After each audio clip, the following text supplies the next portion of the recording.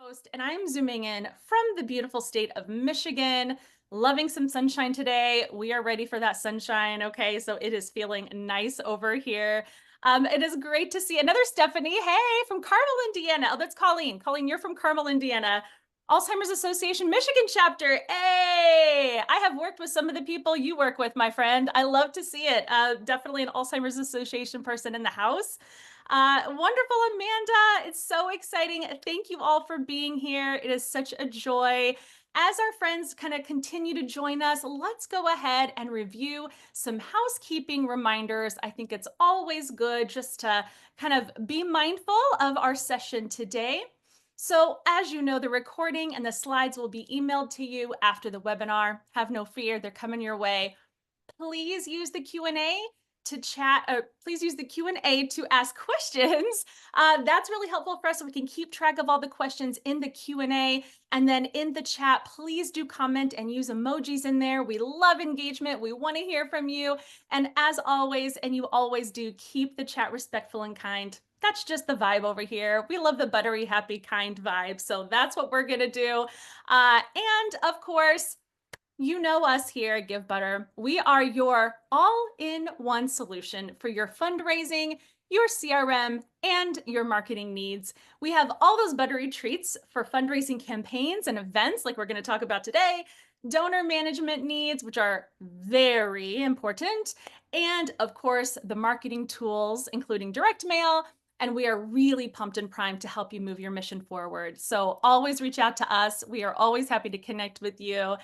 And speaking of our exciting features, let's get an update on what's new at Givebutter, shall we? My partner in butter, Claudia, has some exciting news to share. So take it away, my friend. Steph, I can't help but smile like a Cheshire cat when I am on these webinars with you. Hello, everyone. I see so many familiar names in the chat, and it's so lovely to have you all joining us once again for another fantastic webinar.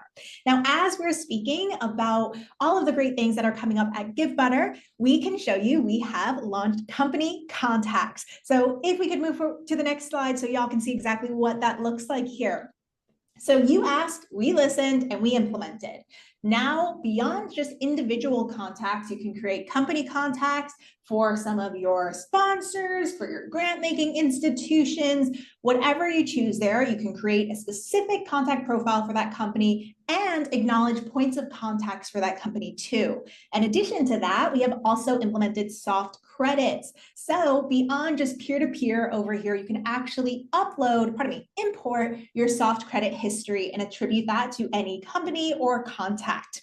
Now, moving forward, Mallory is here to talk about event season. We know as part of event season, we also see auctions here. So to make it a little bit easier for you all here, we are allowing you to import your auction items. So if you have 50, if you have 100, let's take that load off for you. Just input that into a CSV file, a spreadsheet, import that into Givebutter, and you are all set. Now, in addition to bulk imports for auction items, you can also declare winners on the mobile app. So we know how important it is to make sure that you're collecting payment on time and making it easy for your supporter, for your winning bidder here. So in the Givebutter mobile app here that you all have access to, it's completely free. You can log in, you can head to your campaign, click on that auction item, and then just simply collect payment via tap to pay or your card reader. So more to come, my friends. Thank you so much for spreading the butter, and we hope you implement these features soon. Excited. It's perfect timing too. Company contacts. Oh my goodness. Listen, we are always boosting our offerings over here at Givebutter. So that is so exciting. Thank you, Claudia, for sharing. And now, what you all have been waiting for, let's introduce our incredible guest. Mallory Erickson is the founder and CEO of Practivated, an executive coach, a fundraising consultant, and host of the What the Fundraising podcast, which is phenomenal, by the way. She is dedicated to transforming the nonprofit sector by helping fundraisers move beyond transactional approaches to build lasting, mission-aligned partnerships. Through her Power Partners formula, Mallory has trained over 60,000 fundraisers. That's a 60,000 fundraisers, blending executive coaching, behavior design, and strategic fundraising. Her book, What the Fundraising, explores how shifting away from a scarcity mindset leads to greater impact and sustainability. At Practivated, which Mallory founded in 2024, she continues to drive innovation in fundraising through technology, coaching, and science-backed strategies. If you're ready to fundraise with confidence and alignment, Mallory's work is for you, my friend, and she is here today. Mallory, welcome, friend. Stephanie, thank you so much for having me. And to everyone at Givebutter, I'm so excited to get to be here with all of you today to talk about events and more, and really how you turn these magic moments that you have with your donors at events into the lasting relationships that you are looking for. So I'm so thrilled to be here with you today. Thanks for having me. It is so, Mallory, this is so important. And this is such a timely, I mean, we always need to be talking about this, but right now, as we're getting into spring, this is such a timely topic. And we are so excited to share in your wisdom today. Thank you. Okay, should I share my screen and take it away? Let's do it, my friend. Let's kick this off. I'm excited. Okay, all right, me too. Here we go. I also want to let all of you know that I am calling in today from an unusual location. PG&E decided to schedule a scheduled power outage. And so I am actually here with you in my parents' home, my childhood home that I grew up in. And so bear with me if the lighting or anything like that is not its usual, not up to its usual expectations. But the first thing I want to hear from all of you, maybe you're familiar with me, maybe you aren't, but I became an accidental fundraiser, actually first as a managing director and then an executive director. And I would love to know, are you an accidental fundraiser too? So just throw a Y in the chat right now if you also have become an accidental fundraiser. Here we go. I love this. Just let them all flow down. Okay. Yes, this is so common, right, in our sector. And I don't know about you, but I had maybe some misconceptions about what it would mean to be a fundraiser. I thought I was going to have this consistent fundraising success. I was going to be this empowered and confident leader. I was going to have donors coming to me. And the reality was quite different. And I call this my impact report fake phase, where I felt this pressure to put up this appearance everywhere, like I had it all together. But the reality was it was a constant hustle. I didn't have a donor pipeline that I trusted. I was working 12 to 15-hour days. I ended up developing chronic pain and really reaching a tremendous point of burnout, all of which I talk about in my book, What the Fundraising. And I got to this moment where I was like, I can't keep doing this anymore. You know, now looking back and what my research has led me to, I understand what was happening to me. Fundraising was impacting my nervous system. And there are a lot of elements of fundraising that do this, that naturally dysregulate our nervous system, okay? Uncertainty and ghosting, rejection, pressure to meet targets, overwork, emotional fatigue, power dynamics. All of these things have been scientifically proven to increase our stress response and then ultimately lead us to burnout. And so what does this mean, right? We're hearing the word burnout so much more in this sector. And so I want to share it as a part of my story because it's really important in terms of how we think about how we're planning events and how we're really building connection and relationships with our donors. Because here's the thing, when we're in a place of chronic stress or burnout, we can't do the fundamental things that are so incredibly important for our events and for our donor relationships long term. Because when our body is in a stress state, okay, our lizard brain is on, okay, our amygdala is activated, whatever words you use. When we're in a stress state, our body only has two goals: survive, like don't die, and conserve energy. And what it does is it turns off all the other parts of our brain that don't do those two things. So our ability, our capacity for connection, for compassion, for closeness, for curiosity and flexibility and innovation, all of those things actually disappear. And this is what was happening to me when I hit my burnout phase. I was being told to go out there and just build relationships with donors, but I physically couldn't do that because I was so stressed and so paralyzed. We talk a lot about in this sector about donor behavior. But donor behavior is a response behavior. And when I was in chronic stress, when I was in burnout, I actually wasn't inspiring donor action, donor behavior. And so I decided to change. I hit this real breaking point, as I mentioned, where I was like, a year from now, I cannot continue to do this anymore. Something needs to be different, or I might need to leave the nonprofit sector. I really didn't want to leave the nonprofit sector, but I had this accidental combination of life experiences. I got certified as an executive coach, trained in habit and behavior design and design thinking, and those frameworks really came together and fundamentally changed the way that I fundraised. And they had huge financial implications. I ended up moving an organization from $1 million to 3.8 pretty quickly. But more importantly, I started to feel fundamentally different as a fundraiser. And these are the frameworks that all come together in my signature program, the Power Partners Formula. And everything that I'm going to be talking about with you today is rooted in the principles that are inside my book, What the Fundraising, rooted in what I teach inside Power Partners and the Alignment Fundraising Collective. Because the thing that's really important about donor, understanding that donor behavior is a response and understanding that it's primarily a response to our behavior as fundraisers, what we do and what we don't do. This isn't to put increased burden or pressure on us. This is to actually help us realize that we have more agency, we have more choice, we have more influence than we often give ourselves credit for. When we feel disempowered, when we feel like fundraising is happening to us or may not happen, we don't know how we're going to hit that end of year goal, we don't feel any sense of control over it, that actually increases our fear around fundraising, and it has a negative impact on our results. So today I'm going to be focused with you on what are the things that we can do as fundraisers to influence donor behavior in healthy, connected ways that increase their feelings of belonging, deepen our relationships long term. Okay, I see the chat is going off. And I want to make sure that I am, paying attention to it as much as possible without getting distracted from all of my slides. But I love seeing this. I love seeing you guys connect to each other too. And yes, you're right. Some of what I already shared is maybe a heavy dose of reality to talk about, but I think it's really important to talk about the intersection of our brain and body in fundraising and the relationship between how we feel and what we do. Because if we don't do that, if we don't acknowledge it, if we don't say it, if we don't talk about it, then you're going to leave this webinar today, you're going to feel great, you're going to be like, I had so many amazing ideas, I'm ready to go, go, go.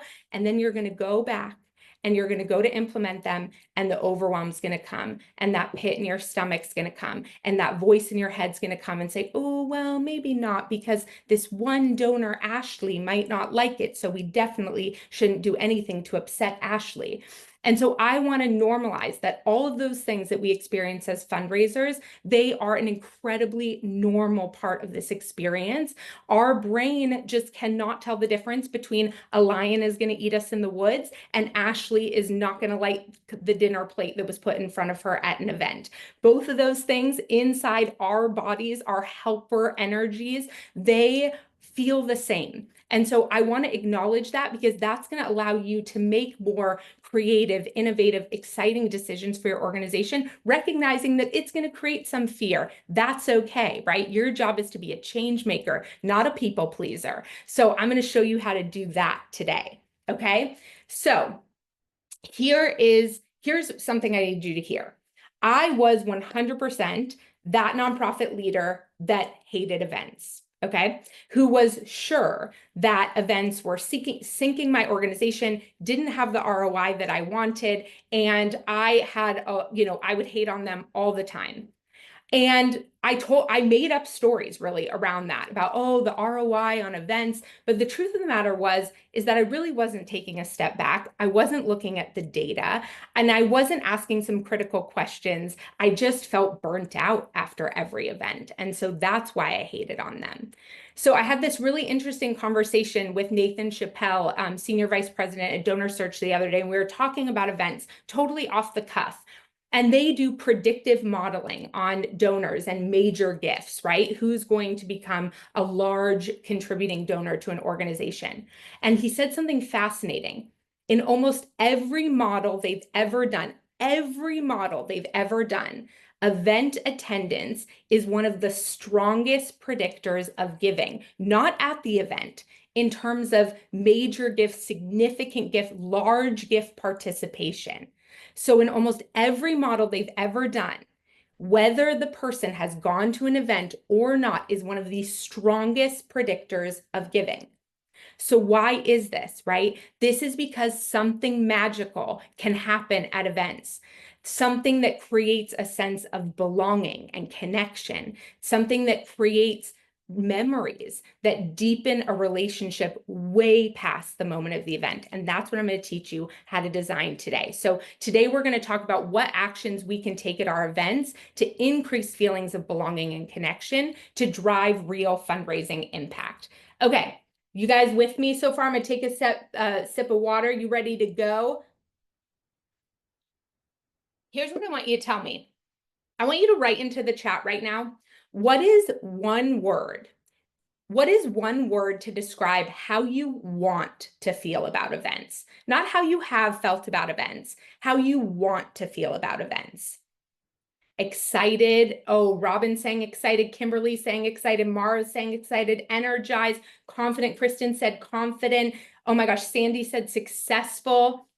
Inspired. Hopeful. Successful. Motivated. Lisa. Doug. Stephanie. Brian. Oh my gosh. I can't keep up with you guys. Okay. But I hope you're seeing, I love this. Thank you for sharing this with me, that they're worth the effort. Kelly, thank you. Okay. I want you to feel that way too. So before we get into the specific strategies I'm going to give you around the event, I just want to say, this is what I called myself out for a moment ago.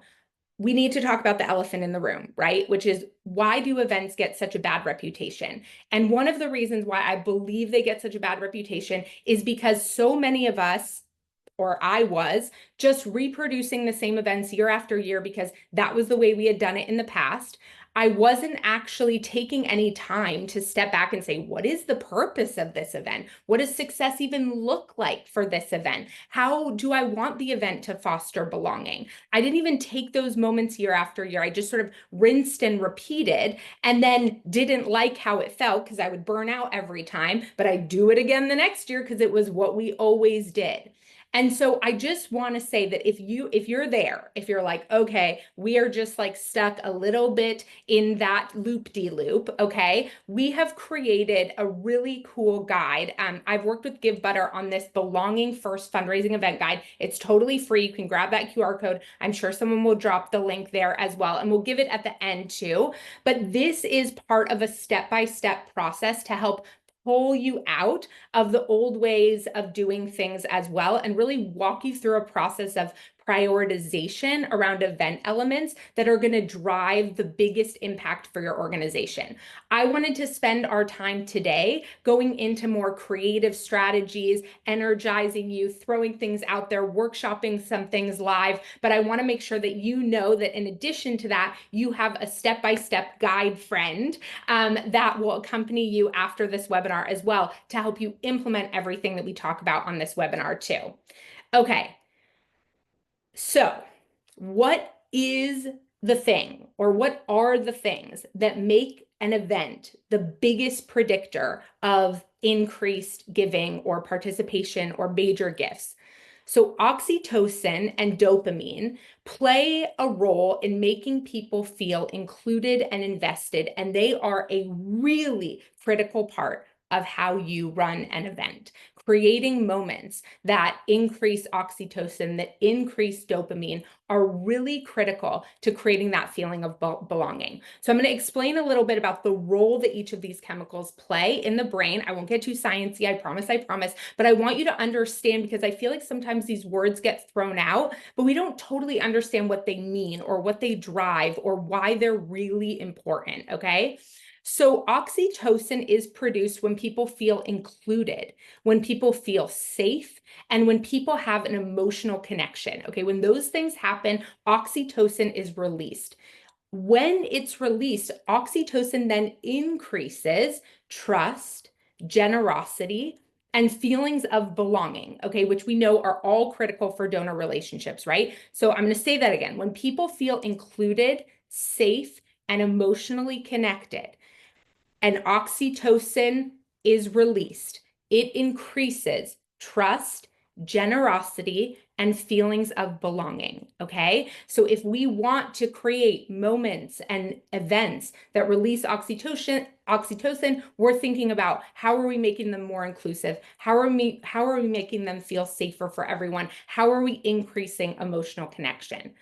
Dopamine is a different chemical, okay? The role of dopamine. So dopamine comes from anticipation of excitement or an experience of a reward. And when dopamine is released, it fuels motivation, engagement, and a sense of accomplishment. And this is really critical for getting attendees to take action. And probably already, can you tell me in the chat, like, are you already starting to fire on a few different cylinders about how this has played into events? Or maybe in the past when something has worked really well, you're like, ooh, now I see why it did, because it had oxytocin and dopamine, right? So there's a lot of event elements, and it's okay if you haven't yet already. For Leanne, if you're saying nope, no problem. I will explain exactly how you create event elements that do this.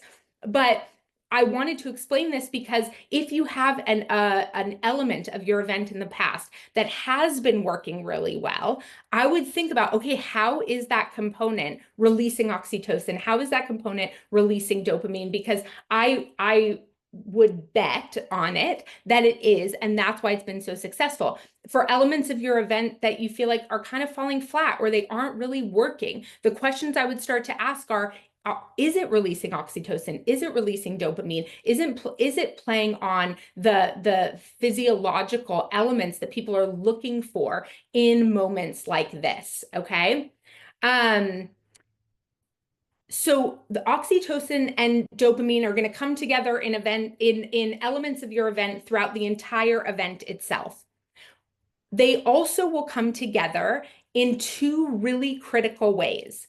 So one of the ways that this is a psychological principle that called the peak and end rule. End rule, which means that people cement memory. And when people look back on a memory of something, they don't remember the entire thing end to end. They remember the peak moment, which is their like emotional high point. It can be inspiring, exciting, deeply moving. It can have like a moment of surprise and delight, or it could be a moment of reinforcing collective impact. Okay, so it would be like a high peak moment, and then the end point. Okay, what happens at the end of something? This is why it's so important to leave attendees feeling connected and valued and reinforce that ongoing momentum and next steps. Okay, so this is what I was saying before, is that oxytocin and dopamine, they're going to come together into a lot of different event elements. But as you're designing your event, I want you to think particularly about how they fall into what you're imagining to be the peak moment of your event and how you're thinking about the end of your event. And I don't know about you, but I definitely have run an event where I swear my burnout like happened in the middle of the event, and the event was great, but it didn't really end with the high point, or it didn't really end in this way. And I felt like I really lost a big opportunity to end strong. And so, you know, it's going to be exhausting putting on an event no matter what. And so I want you to plan in advance to make sure that you have that peak moment accounted for and planned for, and how you're going to handle the end point that includes elements that increase oxytocin, that increase dopamine.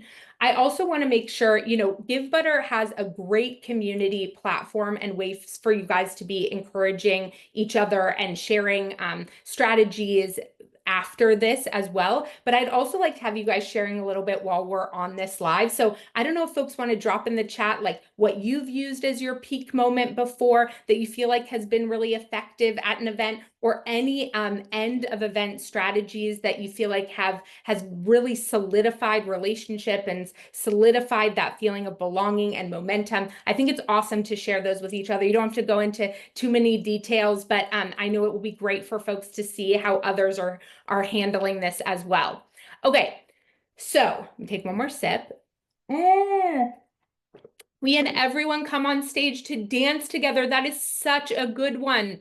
Compelling stories, getting feedback. Oh my goodness, I love this. Okay. Um, oh my gosh, sharing individual stories, favors from a local maker. I love it. I love it. Okay, so you're going to see some of these ideas come up in what I'm going to talk to you about next. Because what I want to teach you right now are ideas for, I'm going to give you ideas for activating oxytocin, and I'm going to give you ideas for activating dopamine. Okay, so let's talk about oxytocin. Okay, I'm seeing a lot of comments coming in, so I don't want to miss this around attendance being hard to get. So Stephanie, can we just like note that for a second? Let's make sure we address that at the end, the attendance side of things, because I hear y'all around that and I want to make sure we don't miss that part. Okay, cool. All right, so let's talk about the event components. We'll talk about activating oxytocin, activating dopamine, but I promise we'll get to that at the end, okay? So part of activating oxytocin can fit into, I think about it in three primary buckets, okay? How are you doing more personalized welcomes? And personalized doesn't mean one-to-one necessarily between your staff member and that donor or guest, okay? There are a lot of different ways to make the welcome part of your event feel more personal, okay? So that's one thing to think about in terms of activating oxytocin, and it does it right out of the gate. Shared experiences, so that dancing on stage, right? Creating moments where people feel a part of something bigger, that is going to activate a lot of oxytocin. And a lot of you talked about storytelling, shared rituals. So if you have an end ritual that you do every time, all of those things activate oxytocin. And then acts of gratitude. And this doesn't have to be like one donor getting spotlight in front of everyone. You can do that, but you could also have people be able to shout out each other at different points, or you could do a gratitude wall. And I'm getting ahead of myself because I'm going to go into some of these ideas a little bit deeper. But when you think about genuine gratitude and genuine acts of gratitude, that's something that's really going to activate oxytocin on the other side of the for the other person as well. So I'm going to give you two more detailed ideas here. One of my favorite things to do to really personalize that check-in process without giving you a ton more work on the day of, or the moment the caterer doesn't arrive on time, so then you don't have your check-in partner person, and so the whole thing gets scrapped in the moment, is something called connector cards. So you can print these out in advance.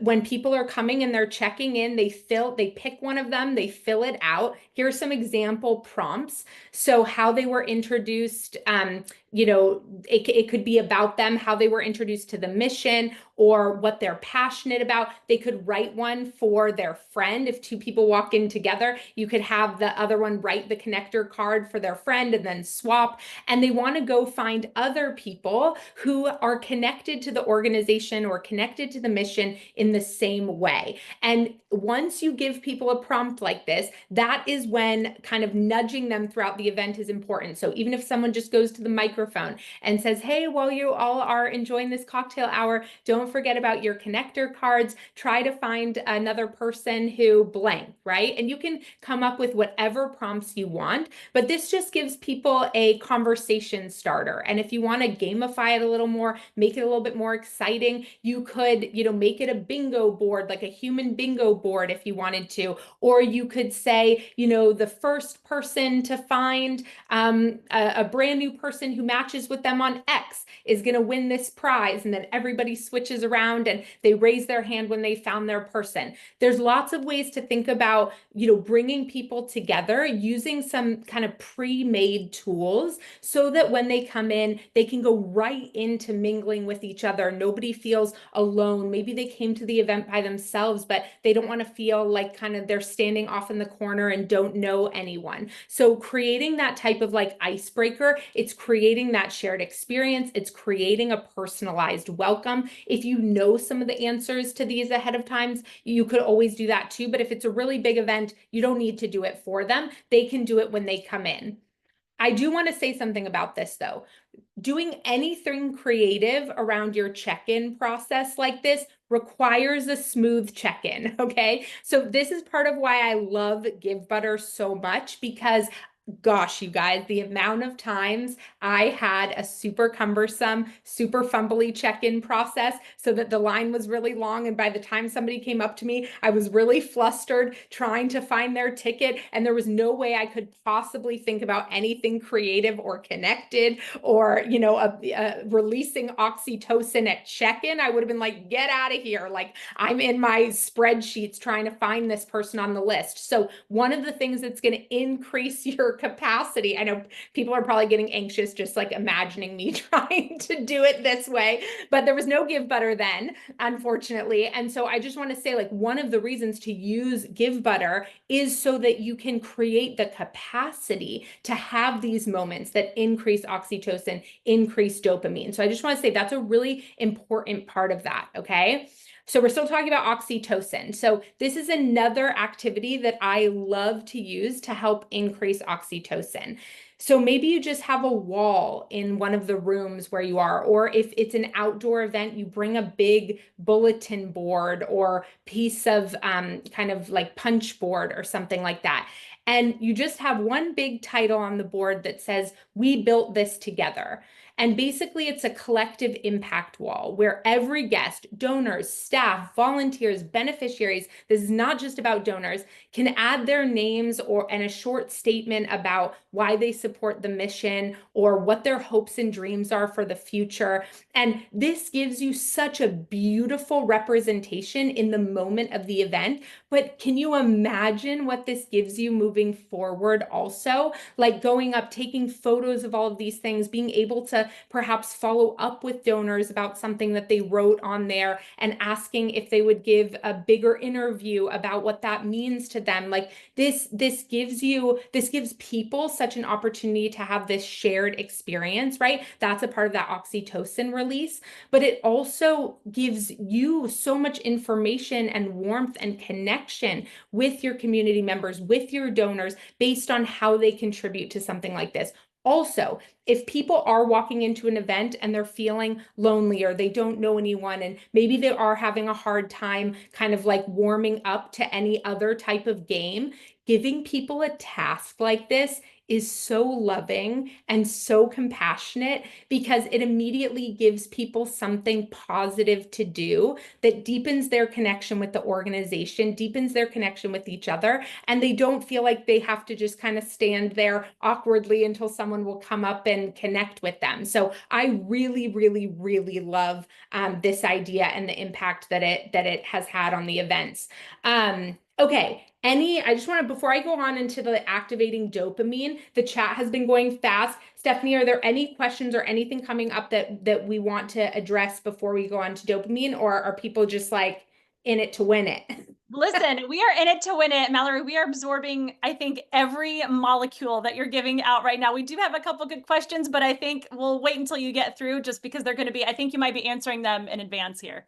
Okay, perfect. Okay, great. All right, I just want to make sure that I know I'm moving fast. I always want to give you guys as much as I possibly can. I told the Givebutter team, I was like, I'm going to do less slides this time. And then I did no such thing because I just always want to give you, so much.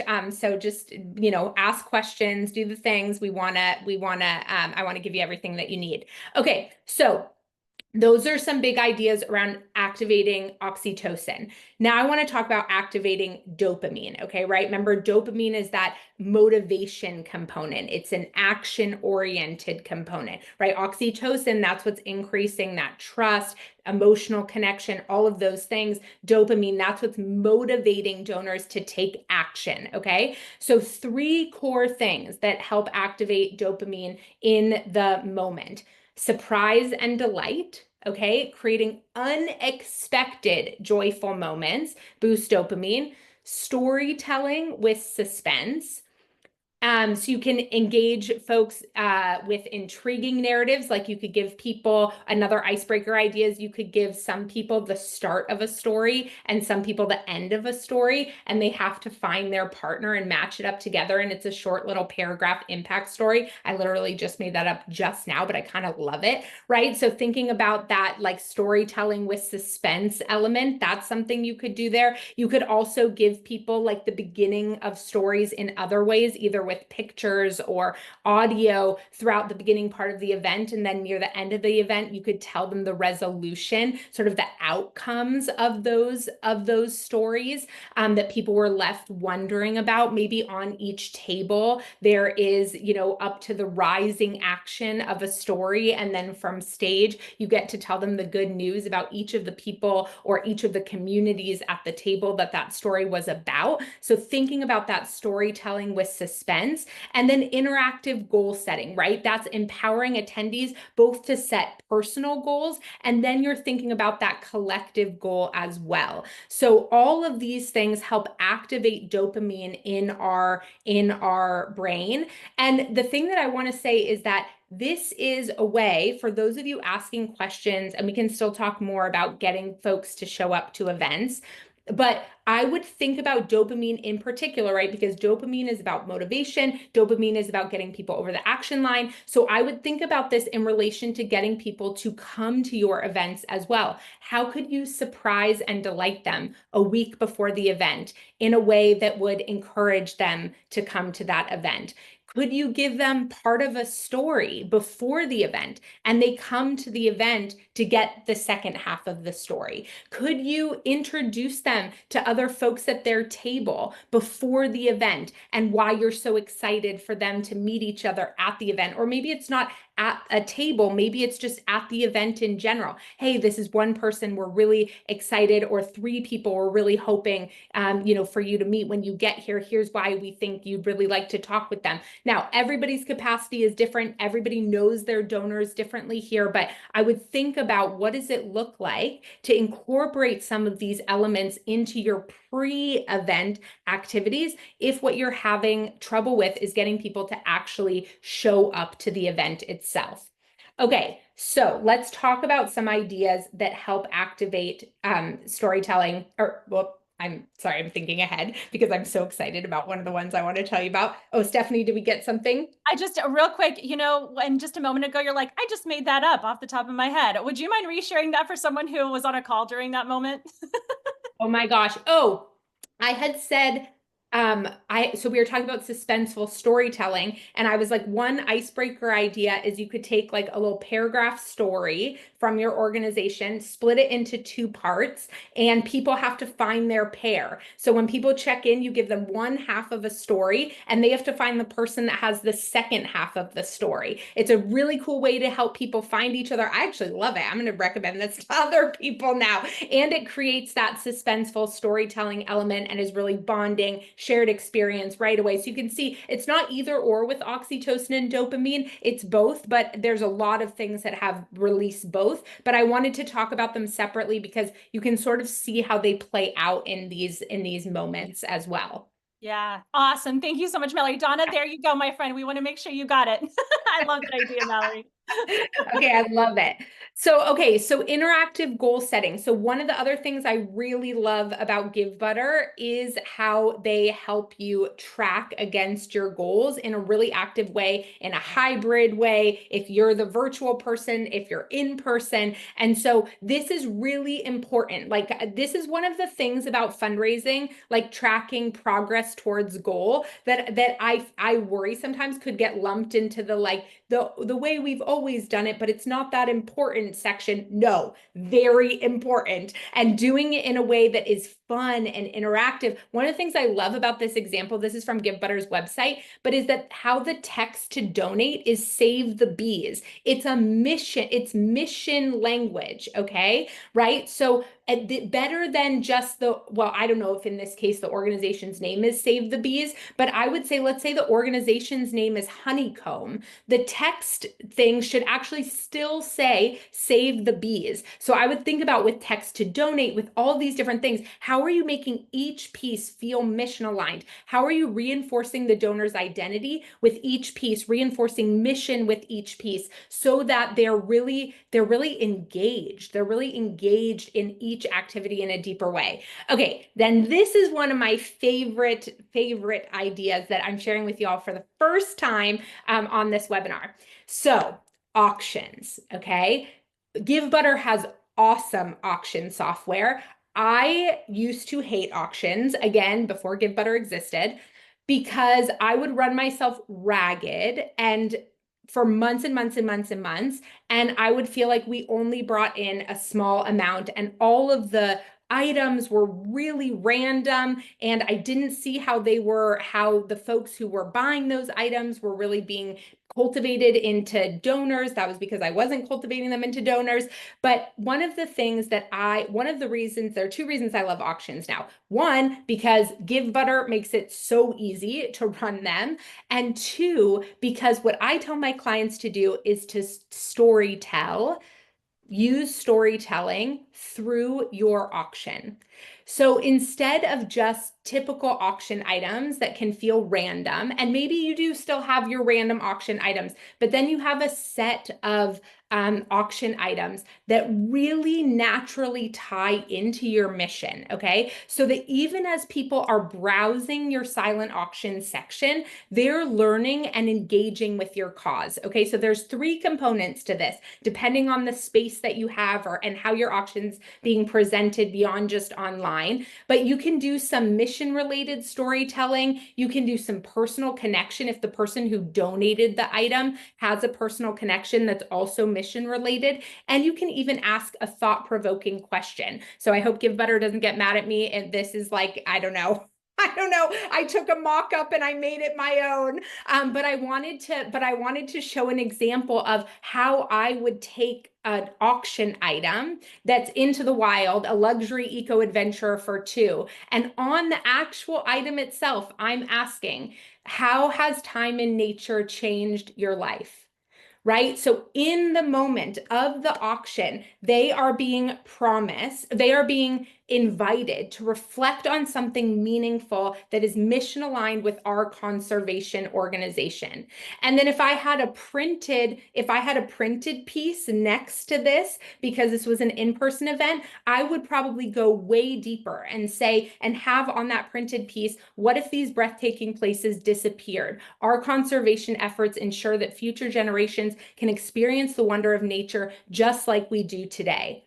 So I want you to think about, for every organization, what type of items could help tell stories around the work that you do. Because I think often with events, we pull everything apart. We're like, here's the part of the event where we talk about the mission. And then here's the part of the event where we have cocktails. And then here's the part of the event where we have the silent auction item. And I want you to think about, how does mission and impact get interwoven into all of it? Because when you think about what releases oxytocin, what releases dopamine, it really requires that. Story can be in everything. Story can be in everything. Surprise and delight can be in everything. There are so many different ways. You could glue cards, or don't glue, somebody's going to get some rental fee fine for that, but tape with removable tape cards on the bottoms of people's chairs, like with with a little note inside of it. There are so many different ways. They don't have to be huge. They don't have to be costly, but anything that just surprises and delights people, tells stories, tells impact, and gives people these shared experience moments. That is what is going to create this belonging and these relationships as you go beyond the event itself. Okay, before we wrap up, and answer questions at the end, I do want to say one other thing. I talked about at the beginning the relationship between what is happening inside our brain and body and how we feel, and then ultimately our results. And I shared a little bit about my own experience with chronic stress and burnout. So I'm an executive coach, and one of the frameworks that we talk a lot about in executive coaching is this idea of the cognitive behavior loop. This is the idea that our thoughts and our beliefs inform how we feel, and then ultimately how we show up, and then how we show up is what influences our results. We all hold a lot of preconceived notions about events, about what they should or shouldn't be, about what they can and cannot be. We hold assumptions about what has happened in the past, what hasn't happened before, what will never happen. Those things become self-fulfilling prophecies. Because here's the thing about our brain. Our brain is actually constantly simulating our reality. It is predicting our reality based on our past experiences, okay? We don't experience the world exactly as it is. We experience it through the prediction based on our thoughts and our beliefs about how the world is. And I'm going to give you an example of this. So when you are thirsty and you drink water, do you feel like it quenches your thirst? Like right now, I'm thirsty. I'm going to drink water. And I feel this immediate satisfaction. Anybody else, when you drink water, when you're thirsty, do you get a sense of immediate satisfaction? It's quenching your thirst. Anybody else? Nobody else? Hello, Bueller. Colleen, thank you. Okay. So here's why this is important. Because it takes 20 minutes actually for that water to hit your bloodstream, for your thirst to be quenched in any way. 20 minutes, 20 minutes. But most of us, when we drink water, feel like it's immediately quenching our thirst. Why is that? Because our brain is predicting that we are solving our dehydration. It is taking that water in, and our brain is actually predicting that. It has not solved anything yet. Our thirst is actually not quenched, but our brain is doing that for us. It does this with everything that we do. And so if you're holding thoughts and beliefs about how things have gone before, you just can't get enough people to show up. You just can't get your board members to participate. You just will never be able to get your donors to do a paddle pledge. You're not an organization that does this, right? All of those beliefs will become true.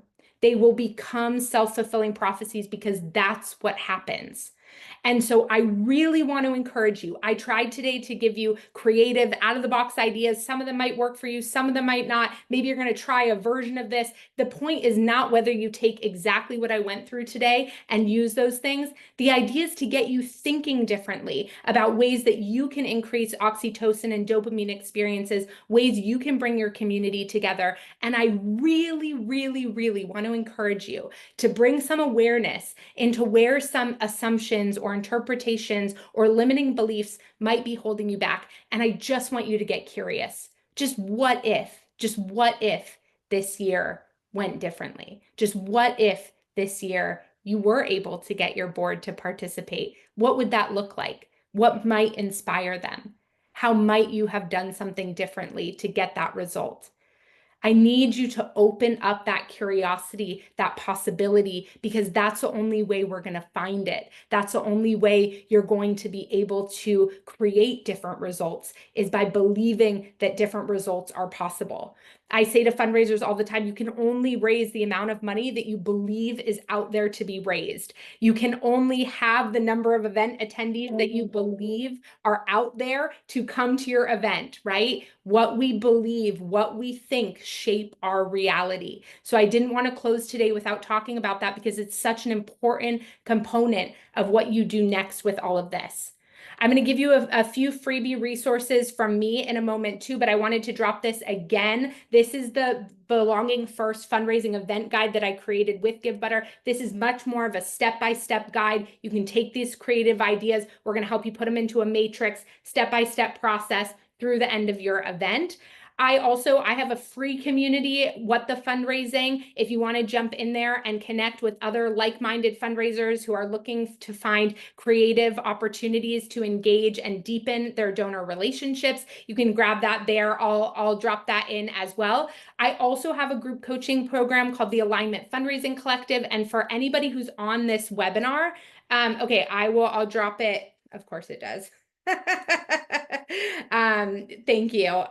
There's what the fundraising community. I just dropped the link in the chat, and then let's see if this one works, because why should anything work today? But I have a group coaching program called the Alignment Fundraising Collective, and if you want to be coached by me over the next 30 days for free, there's no catch or trap or anything like that, but you just want to start to try to implement the things that we went over today, that I talked about today, and you want to get feedback from me live on 2 group coaching calls a month, you can jump into the Alignment Fundraising Collective as well. Hopefully that will work. And then, okay, somebody wants me to go back 2 slides. I think we're going to drop all the links. Can we drop the Givebutter resource link there as well?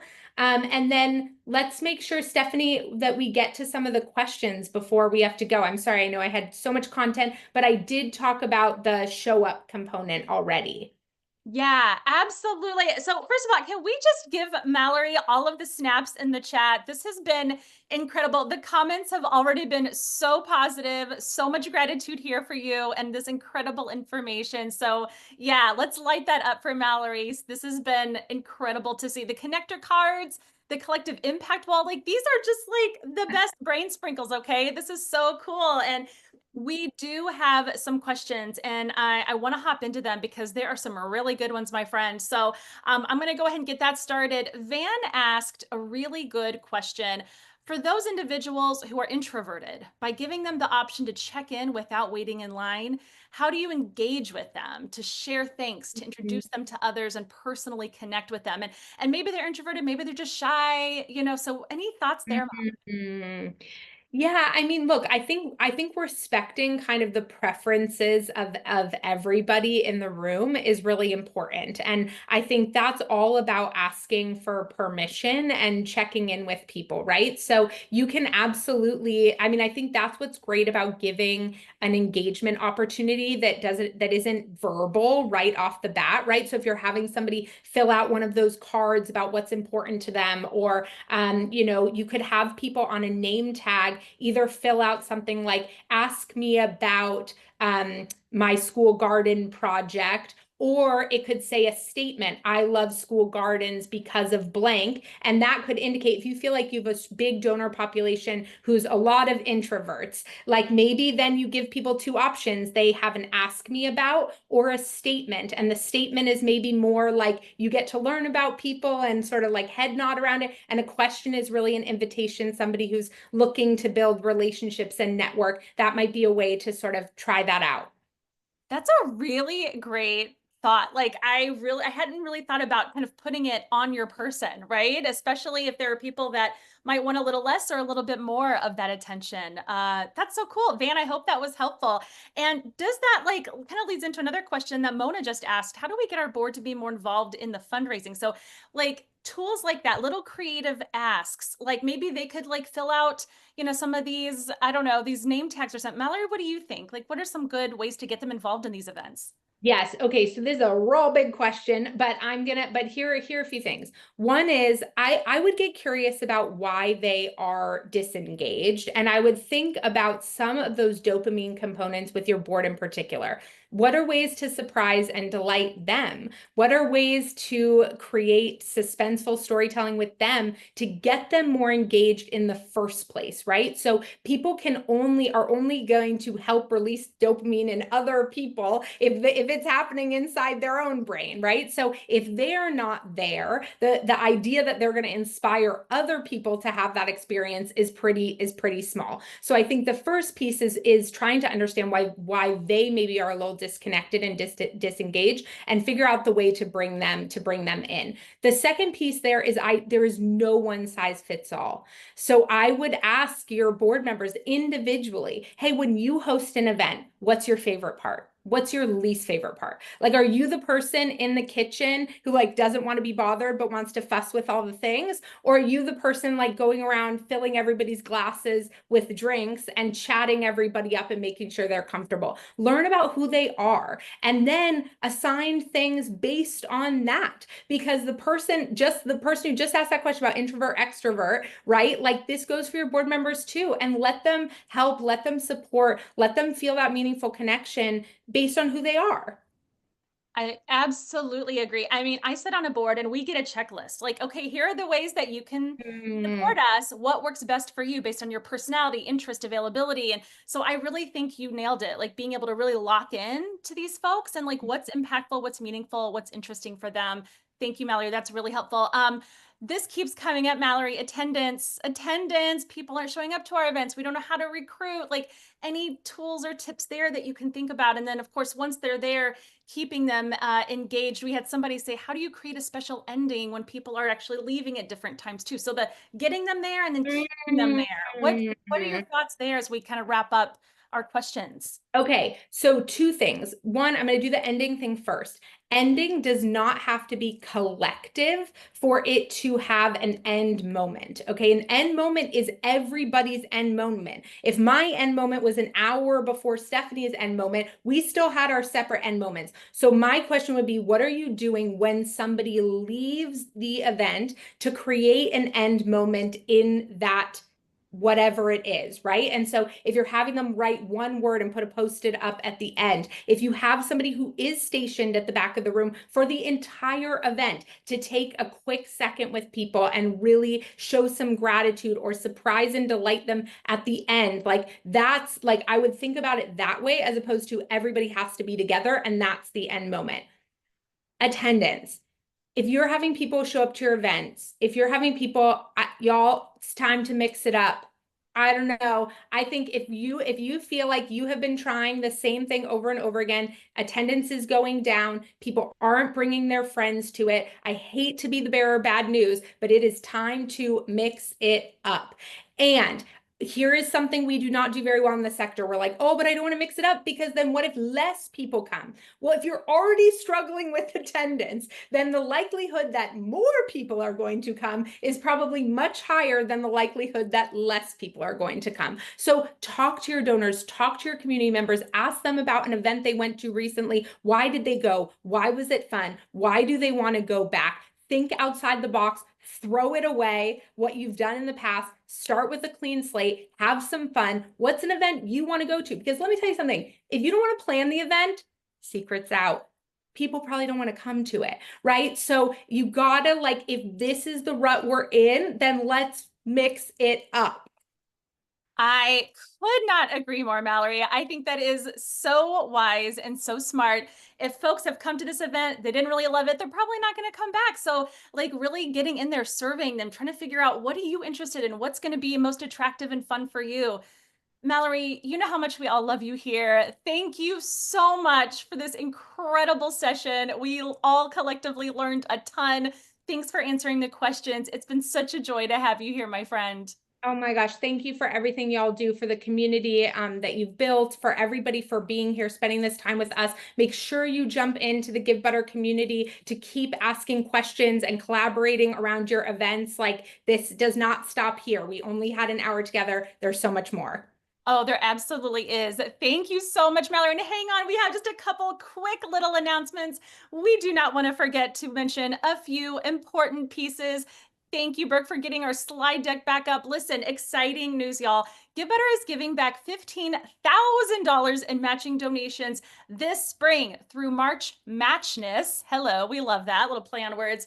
Simply launch a new page, event, or auction campaign with Givebutter in March. Raise at least $500 and submit your campaign by the 31st to be considered for one of 3 $5,000 matching gifts. Scan that QR code. Links are going to be in that chat. Check it out and best of luck to you, fam. And last but not least, a couple quick reminders. Have y'all connect? Speaking of what Mallory mentioned, have y'all connected with our Givebutter communities yet? We have a private Facebook group and our very own built-in community through Givebutter Academy. Like I said, Brooke's dropping those links, so check those out. Click that. All you need to do is log in to your Givebutter account to keep the conversations flowing in Academy. And of course, please do fill out our webinar survey. We want to hear from you. Speaking of not only for events, but our own events. Are you loving these webinars? What can we do to keep optimizing and improving those? We love your feedback. And again, everyone, thank you for being here with us today. It's always such a joy. Please join us next time, and we'll see you again real soon. Bye, everyone. Thank you.